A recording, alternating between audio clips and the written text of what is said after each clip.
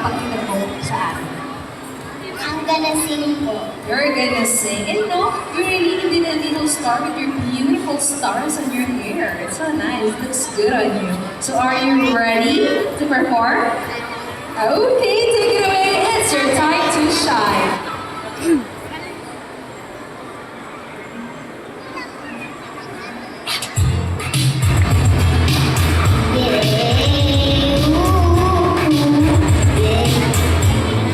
I never met nobody like you. Have friends, I have buddies.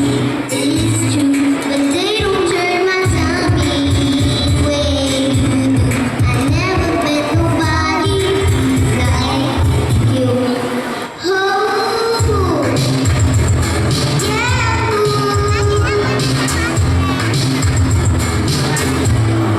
Yeah, no, oh my, oh my, oh my. I never know by your side, your side, your side.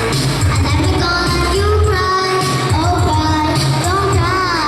I never know be alright, alright, alright. That's coming what it is. Meant to be instead of whole lot of love, but it's in the dream. Wow! Oh my! You have Thank such you po. beautiful voice. Ang ganda naman ang boses mo. Sino nagturo sa'yo kumanta? Sa mami ko po. Si Mommy. Hello pa naman kay Mommy. Ayan. Okay, so now may question ako sa'yo. Kapag nanalo ka sa SNL All-Stars, magkakaroon ka ng 100,000 ng cash and gift certificates. So ngayon, anong gagawin mo doon sa 100,000? Bibigay ko po sa magulang ko para po may pambili po kaming food and damit po. That's so sweet of you. Very family-oriented. Good job. So now we have a question from Kuya Ren. Hello. Hello po. Ang galing mo naman kumanta. Thank you po. The question to you is, sino yung favorite mong singer?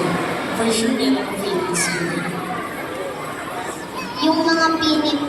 Bibi, Susi, bakit mo sila favorite? Kasi po maganda ng boses nila. At gusto mo din maging maganda lalo yung boses mo, di ba? Gawin mo sila inspirasyon, ha? Thank you. Okay, thank you so much. Good job. High five. Ang galing. Good job. Keep it up. So thank you so much.